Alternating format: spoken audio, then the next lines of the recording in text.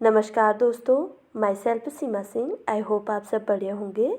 आज हम human development मानव विकास के प्रीवियस ईयर क्वेश्चंस देख रहे हैं जो प्रीवियस ईयर एग्जाम्स में काफ़ी इंपॉर्टेंट रह चुके हैं। अगर हम किसी एग्ज़ाम्स की तैयारी कर रहे हैं तो प्रीवियस ईयर क्वेश्चन जो होते हैं वो हमारे लिए काफ़ी इंपॉर्टेंट हो जाते हैं। जैसे क्वेश्चंस को देख के भी हम समझ सकते हैं कि जो हमारे क्वेश्चंस का पैटर्न है वो काफ़ी चेंज हो चुका है। तो हम यहाँ पे, जैसे कि आप लोग जानते हैं, हम यहाँ पे TGT, PGT, net, DSSB, GIC की जो प्रीवियस ईयर एग्जाम्स के क्वेश्चंस हैं हम उन्हीं को यहाँ पे डिस्कस करते हैं। तो हमारा जो फर्स्ट क्वेश्चन है, क्वेश्चन नंबर फर्स्ट है ह्यूमन डेवलपमेंट का। राधा तथा प्रदीप जैविक बच्चा पैदा करने में सक्षम नहीं है, डॉक्टर उन्हें निम्नलिखित विकल्पों का सुझाव दे सकता है। जैसे क्वेश्चन को देख के भी हमें समझ आ रहा है कि जो क्वेश्चन का पैटर्न है वो पूरी रूप से बदल चुका है। ठीक है, तो जो राधा और प्रदीप है वो जैविक रूप से बच्चा पैदा नहीं कर सकते हैं। अगर वो डॉक्टर के पास जाते हैं तो डॉक्टर उन्हें अन्य क्या सुझाव देता है? ए ऑप्शन है वो आईवीएफ करवा ले, बी ऑप्शन है सैरोगेसी, सी ऑप्शन है गोद लेना, डी ऑप्शन है क्लोनिक। तो अगर कोई स्त्री या पुरुष जैविक रूप से माता पिता नहीं बन पा रहे हैं तो अन्य किस माध्यम से माता पिता बन सकते हैं? वो आईवीएफ करवा सकते हैं, आईवीएफ के माध्यम से भी वो माता पिता बन सकते हैं। सैरोगेसी करवा सकते हैं, सैरोगेसी के माध्यम से भी वो माता पिता बन सकते हैं। और बच्चा गोद ले सकते हैं, इसके माध्यम से भी वो माता पिता बन सकते हैं। तो क्वेश्चन नंबर फर्स्ट का हमारा ए राइट आंसर हो जाता है। अगर कोई स्त्री पुरुष जैविक रूप से माता पिता नहीं बन पा रहे हैं तो वो इन तीन माध्यमों के माध्यम से माता पिता बन सकते हैं। वो आईवीएफ करवा सकते हैं, सैरोगेसी कर सकते हैं और बच्चे को गोद ले सकते हैं। तो क्वेश्चन नंबर फर्स्ट का ए राइट आंसर है और ये क्वेश्चन यूजीसी नेट 2019 में पूछा गया है। ठीक है, अगला क्वेश्चन देखेंगे। क्वेश्चन नंबर सेकंड है, यदि बच्चा परित्यज्य है तो जे अधिनियम द्वारा विधिक रूप से गोद लेने की प्रक्रिया द्वारा किसी बच्चे के पुनर्वास में महत्वपूर्ण कदम है। परित्यज्य मतलब होता है कि अगर कोई बच्चा छोड़ा हुआ है और जे अधिनियम जो 2015 में आया है उसके अनुसार गोद लेने के लिए एक बच्चे के पुनर्वास में जो महत्वपूर्ण कदम है वो कौन कौन से हैं? ए ऑप्शन है प्रमाणित करना कि बच्चे को गंभीर बीमारी है, बी ऑप्शन है चाइल्ड लाइन में संपर्क करना कि बच्चे की देखभाल करने वाला कोई नहीं है, सी ऑप्शन है समाचार पत्र के अधिसूचना कि बच्चा गुम हो गया है और डी ऑप्शन है घोषणा करना कि CWC द्वारा गोद लेने के लिए बच्चा कानूनी रूप से स्वतंत्र है। और ये क्वेश्चन यूजीसी नेट 2019 में पूछा गया है। तो जे अधिनियम के द्वारा अगर कोई व्यक्ति बच्चे को गोद ले रहा है तो उसके अकॉर्डिंग जो बच्चे के पुनर्वास में जो महत्वपूर्ण कदम होगा वो क्या होगा? घोषणा करना कि CWC द्वारा गोद लेने के लिए बच्चा कानूनी रूप से स्वतंत्र है। क्वेश्चन नंबर सेकंड का डी राइट आंसर है। अगर जे अधिनियम के द्वारा कोई व्यक्ति बच्चे को गोद ले रहा है तो उसको क्या करना पड़ेगा? पुनर्वास में जो उसका महत्वपूर्ण कदम होगा वो क्या होगा? वो पहले ये घोषणा करेगा कि जो बच्चा है वो CWC द्वारा गोद लेने के लिए कानूनी रूप से स्वतंत्र है। क्वेश्चन नंबर सेकंड का डी राइट आंसर है। अगला क्वेश्चन देखेंगे। क्वेश्चन नंबर थर्ड है, निम्न में से कौन सा विकास का सिद्धांत नहीं है? ठीक है, नहीं है पूछा गया है तो हमें इन चीज़ों को पॉइंट करते हुए चलना है। नहीं है पूछा गया है। ए ऑप्शन है विकास विशिष्ट से सामान्य की ओर अग्रसर होता है, बी ऑप्शन है विकास की विभिन्न अवस्थाएं होती हैं, थर्ड ऑप्शन है विकास प्रतिमान की भविष्यवाणी नहीं की जा सकती है, फोर ऑप्शन है विकास एक निश्चित क्रम में अग्रसर होता है और फाइव ऑप्शन है विकास परिवर्तन का क्रम है। क्वेश्चन नंबर जो हमारा थर्ड है इसमें हमसे नहीं है पूछा गया है तो नहीं है पहला हमारा गलत है। विकास विशिष्ट से सामान्य की ओर होता है, ये गलत कहा गया है। विकास सामान्य से विशिष्ट की ओर होता है। पहले जो हमारा विकास होता है सामान्य स्तर से होगा और फिर वो विशिष्ट जटिल स्तर पे जाके होगा। ठीक है, तो ये गलत है, ये नहीं होगा। विकास की विभिन्न अवस्थाएं होती हैं, हाँ ये भी सही है, जैसे बाल्यावस्था, शिशुअवस्था, किशोरावस्था, ये ठीक है। विकास प्रतिमान की भविष्यवाणी नहीं की जा सकती है, ये भी गलत है। विकास प्रतिमान की जो भविष्यवाणी होती है वो कर सकते हैं। अगर किसी बच्चे को अगर हम बचपन में देखें तो उसकी हम भविष्यवाणी कर सकते हैं कि ये बच्चा आगे जाके इसकी ग्रोथ कितनी होगी, ये भविष्यवाणी कर सकते हैं। तो थर्ड भी गलत हो गया। फोर है विकास एक निश्चित क्रम क्रम में अग्रसर होता है। हाँ, ये भी सही है, विकास का जो क्रम होता है वो निश्चित होता है और विकास परिवर्तन का क्रम है, ये तो हम जानते हैं, ये भी सही है। तो हमसे नहीं है पूछा गया है, नहीं है पूछा गया है, तो ए और फर्स्ट और थर्ड गलत है। तो इसके अकॉर्डिंग जो हमारा कोड सही हो जाएगा वो बी सही होएगा। फर्स्ट और थर्ड हमारे क्या हैं, गलत हैं। ये UPLT 2018 में क्वेश्चन पूछा गया है। ठीक है, क्वेश्चन नंबर थर्ड का बी राइट आंसर है। अगला क्वेश्चन देखेंगे हम, क्वेश्चन नंबर 4 है।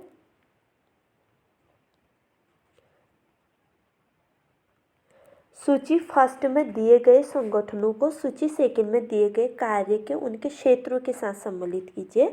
जो क्वेश्चन नंबर 4 है, इसमें जो सूची फर्स्ट है, सूची फर्स्ट ये है, सूची फर्स्ट में जो संगठन दिए गए हैं और सूची थर्ड में उन वो संगठन क्या कार्य करते हैं वो दिया गया है, तो हमको इनको मिलान करना है। तो जो सूची फर्स्ट है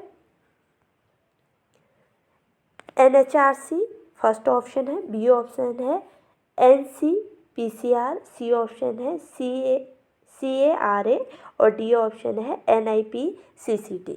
तो जो NHRC होती है ये क्या काम करता है, NHRC जो काम करता है ये मानव अधिकारों की बात करता है। ठीक है, NHRC मानव अधिकारों की बात करता है और NCPCR बाल अधिकार की बात करता है। ठीक है, जो NHRC है ये मानव अधिकारों के लिए कार्य करता है, मानव को कौन कौन से अधिकार चाहिए होंगे उनकी बात करता है।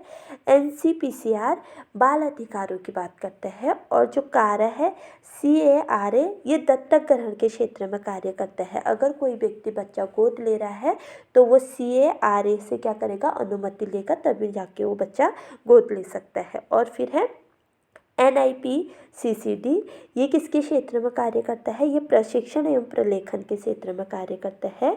तो कोड के अकॉर्डिंग जो हमारा क्वेश्चन नंबर 4 है इसका आंसर डी राइट हो जाता है। NHRC मानव अधिकारों की बात करता है, थर्ड सही है। NCPCR बाल अधिकार की बात करता है, फोर्थ सही है। कारा CARA दत्तक ग्रहण यानी कि गोद लेने से संबंधित कार्य करता है, ये भी सही है। और NIPCCD ये किसके क्षेत्र में कार्य करता है, प्रशिक्षण प्रलेखन, सेकंड, ये भी सही है। तो क्वेश्चन नंबर 4 का हमारा डी राइट आंसर हो जाता है। अब जो ये हमारे पास NHRC NCPCR है, इनकी फुल फॉर्म क्या है हम इनको देख लेते हैं। ठीक है,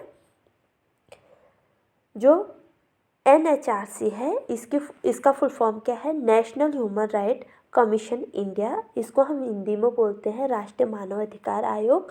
और इसका जो अध्यक्ष है वो कौन है, अभी वर्तमान में जो NHRC का अध्यक्ष है वो अरुण कुमार मिश्रा है। और इसकी स्थापना कब हुई, ये संगठन गठित कब हुआ, 12 अक्टूबर 1993 को ये संगठन गठित हुआ। ये छोटी छोटी पॉइंट है और ये काफ़ी इंपॉर्टेंट है, अगर आप लोग नोट्स बना रहे हैं तो आप इनको लिख सकते हैं। ठीक है, तो NHRC national human right commission India, Hindi में इसको हम मानव अधिकार राष्ट्रीय मानव अधिकार आयोग बोलते हैं और वर्तमान में इसके जो अध्यक्ष हैं अरुण कुमार मिश्रा हैं और 12 अक्टूबर 1993 को इस संगठन का गठित किया गया है। ठीक है, और जो अगला संगठन हमने देखा था वो क्या देखा है, NCPCR देखा था। NCPCR के फुल फॉर्म क्या है, national commission for protection of child right, इसको हिंदी में बोला जाता है राष्ट्रीय बाल अधिकार संरक्षण आयोग।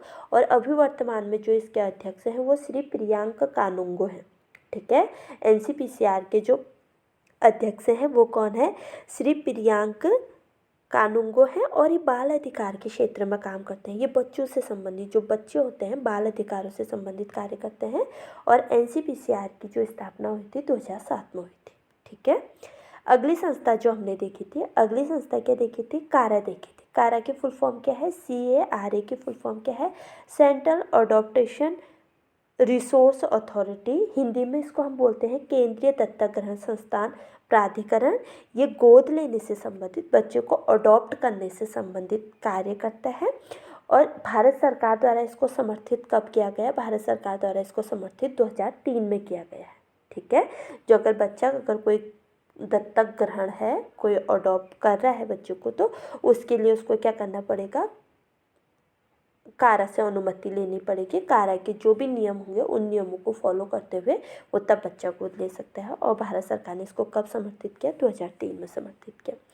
अगला संगठन जो हमने देखा था वो था NIPCCD, इसकी फुल फॉर्म है national institute of public cooperation and child development. इसका हिंदी में हम इसको बोलते हैं राष्ट्रीय जन सहयोग और बाल विकास संस्थान। इसकी स्थापना कब हुई थी? इसकी स्थापना 12 अक्टूबर 1966 को स्थापित किया गया था। 1966 को स्थापित किया गया था NIPCCD, ठीक है। और इसकी जो फुल फॉर्म है वह है national institute of public cooperation and child development. तो ये हमने जितने भी संगठन देखे थे वो सारे इनके फुल फॉर्म देख ली और उनका अभी वर्तमान में अध्यक्ष कौन है ये देख लिया, हिंदी में इनका क्या नाम है ये देख लिया और इनका गठन कब हुआ था ये हमने डिटेल में जान लिया, ठीक है। अगला क्वेश्चन देखेंगे, क्वेश्चन नंबर 5 है। सूची फर्स्ट में दी गई विस्तार एवं विकास पहल के प्रस्तावों के नाम को सूची सेकंड में दी गई उन परियोजना या स्कीम के साथ सम्मिलित करें जिनसे वो जुड़े हैं।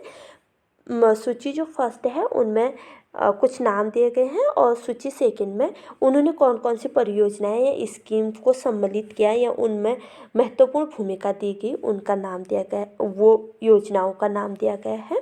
सूची फर्स्ट में जो फर्स्ट है वो Albert mayor, second Rabindranath Tagore, third है LF ब्रायम और 4 है MK गांधी, 5 है स्पेंसर हेज। एल्बर्ट मेयर ने कौन सी योजना लागू की थी? एल्बर्ट मेयर ने इटावा परियोजना लागू की थी, ठीक है। एल्बर्ट मेयर ने इटावा परियोजना लागू की थी। रविंद्रनाथ टैगोर ने श्रीनिकेतन, ठीक है, श्रीनिकेतन योजना रविंद्रनाथ टैगोर ने लागू की थी। FL ब्रायम ने गुड़गांव परियोजना लागू की थी, ठीक है। गुड़गांव परियोजना को लागू करने में FL ब्रायम का काफ़ी महत्वपूर्ण हाथ था। और MK गांधी ने कौन सा योजना लागू की थी? MK गांधी ने सेवाग्राम परियोजनाएं लागू की थी, ठीक है। सेवाग्राम परियोजना MK गांधी ने लागू की थी। और स्पेंसर हेज ने मार्थंडम परियोजना लागू की थी, ठीक है। स्पेंसर हेज ने मार्थंडम परियोजना लागू की थी। तो जो क्वेश्चन नंबर हमारा 5 है, क्वेश्चन नंबर 5 कोड के अकॉर्डिंग एल्बर्ट मेयर ने इटावा परियोजना लागू की, तो हमारा 4 सही होगा। 4 तीनों में है, तो आगे हम देखते हैं हमारा कोड क्या बनता है। और रविंद्रनाथ टैगोर ने श्रीनिकेतन परियोजना लागू की थी, तो हमारा कोड B सही होगा, ठीक है। कोड B हमारा राइट है।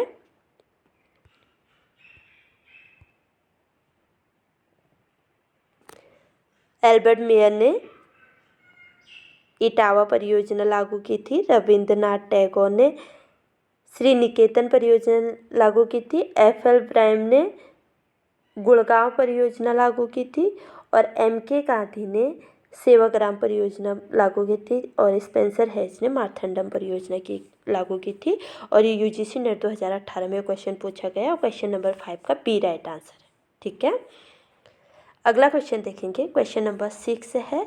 डैश छोटे बच्चों के लिए एक डर बढ़ाने वाला उद्दीपक है। A ऑप्शन है वार्तालाप, B ऑप्शन है सोच, C ऑप्शन है एकांकीपन, D ऑप्शन है दयालुता। ये क्वेश्चन TGT 2019 में पूछा गया है। तो छोटे बच्चों में जिस चीज़ का डर होता है वो उद्दीपक क्या है?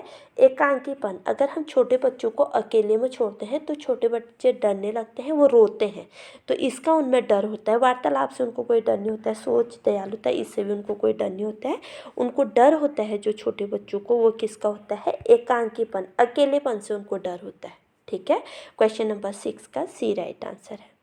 अगला क्वेश्चन देखेंगे, क्वेश्चन नंबर 7 है। निम्नलिखित में से कौन सी विधि बाल केंद्रित विधियों में नहीं आती है? A ऑप्शन है प्रदर्शन विधि, B ऑप्शन है योजना विधि, C ऑप्शन है प्रयोगशाला विधि और D ऑप्शन है असाइनमेंट विधि। ये क्वेश्चन नंबर 7 का A राइट आंसर है। जो बाल केंद्रित विधि के अंतर्गत नहीं आता है वो प्रदर्शन विधि नहीं आता है, ठीक है। क्वेश्चन नंबर 7 का A राइट आंसर है कि निम्नलिखित में से कौन सी विधि बाल केंद्रित विधियों में नहीं आती है, यानी कि जो बालकों के लिए जो विधि नहीं है। ए ऑप्शन है प्रदर्शन विधि, बी ऑप्शन है योजना विधि, सी ऑप्शन है प्रयोगशाला विधि और डी ऑप्शन है असाइनमेंट विधि। तो क्वेश्चन नंबर 7 का ए राइट आंसर है। जो बालकों के लिए जो विधि नहीं है वो प्रदर्शन विधि, ठीक है। योजना विधि और प्रयोगशाला विधि और असाइनमेंट विधि, इन तीनों विधियों का प्रयोग बालकों के लिए किया जाता है। नहीं किया जाता है पूछा है तो प्रदर्शन विधि का उपयोग बालकों के लिए नहीं किया जाता है। तो क्वेश्चन नंबर जो हमारा 7 है इसका राइट आंसर क्या हो जाएगा, ए। ठीक, अगला क्वेश्चन देखेंगे। क्वेश्चन नंबर 8 है किंडरगार्टन व्यवस्था को किसने स्थापित किया था। ए ऑप्शन है फ्रोबेन ने, बी ऑप्शन है पेस्टोलॉजी ने, सी ऑप्शन है जॉन डेवी ने और डी ऑप्शन है मारिया मोंटेसरी ने। ये क्वेश्चन जीआईसी प्रवक्ता एग्जाम 2015 में पूछा गया है।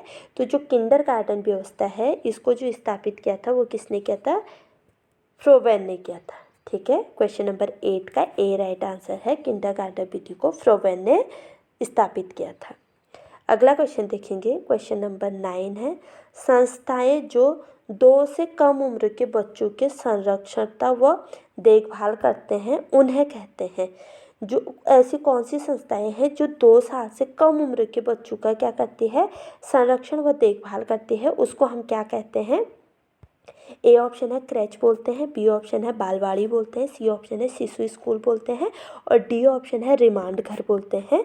तो जो 2 वर्ष से कम उम्र के बच्चों की देखभाल करता है उसको क्या बोला जाता है, उसको क्रैच बोला जाता है। ठीक है, क्रैच बोला जाता है और ये असिस्टेंट प्रोफेसर 2014 में क्वेश्चन पूछा गया है।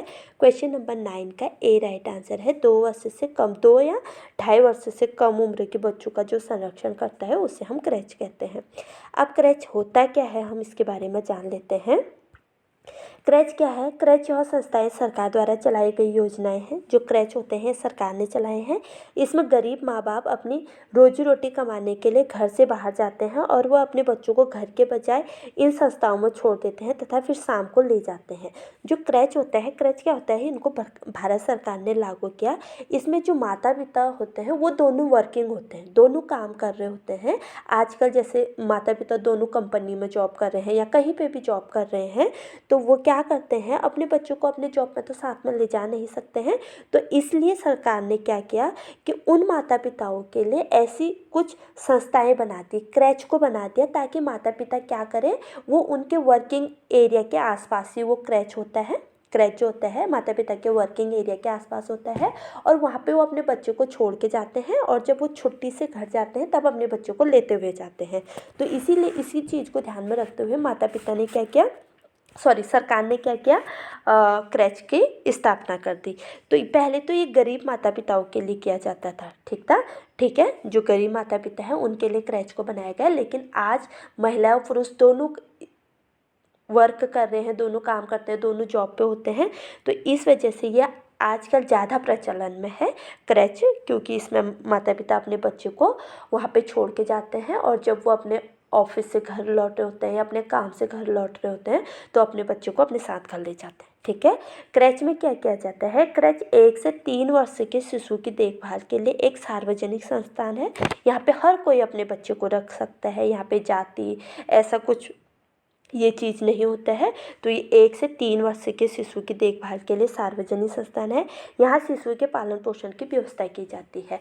दिन भर में जो क्रैच में जो आया होती है, जो भी वहाँ पे काम करते हैं, वो बच्चे का पूरा ध्यान कर रखते हैं। उनको खिलाना, उनको सुलाना, सारा जितना काम माता पिता घर में करते हैं बच्चे का, उतना ही काम क्रैच पे किया जाता है। ठीक है, क्रैच भारत सरकार ने इसको लागू किया है और किसके लिए किया गया था, रोजी रोटी जो मजदूर वर्ग के लोग हैं उनके लिए इसको लागू किया गया था, क्योंकि वहाँ पे जो महिला और पुरुष होते हैं दोनों काम करते हैं। लेकिन अभी ये चीज़ ज़्यादा प्रचलन में इसलिए आ गई, अभी जो है महिलाएं पुरुष समान रूप से वर्क कर रहे हैं, तो दोनों को बच्चे को देखने का टाइम नहीं होता है, दोनों अपने जॉब पे होते हैं, तो इसलिए वो अपने बच्चे को क्रैच में छोड़ के जाते हैं। ठीक है, अगला हमने क्या देखा था, अगला हमने देखा था बालवाड़ी। बालवाड़ी में कितने साल के बच्चे को छोड़ा जाता है, ये क्वेश्चन भी पूछा जा चुका है। ठीक है, तो हम अपने हर टर्म पे देखेंगे कि किसका मतलब क्या है। बालवाड़ी या शिशु घर क्या होता है, इसमें 2.5 से 6 वर्ष तक के बच्चों की देखभाल और शिक्षा की व्यवस्था की जाती है और बच्चों को पोषक पदार्थ भी दिया जाता है बालवाड़ी में। पहले हमने जो क्रैच देखा था, क्रैच में कितने साल के बच्चों को रखा जा रहा है, क्रैच में 1 से 3 वर्ष के शिशुओं को रखा जा रहा है। और बालवाड़ी में कितने तक के बच्चों को रखा जा रहा है, 2.5 साल से 6 साल तक के बच्चों को बालवाड़ी में रखा जा रहा है। और यहाँ पे शिशु को बालवाड़ी में रखा जाता है और उनके पोषक पदार्थ भी उनको वहाँ पे स्कूल में दिया जाता है। ठीक है।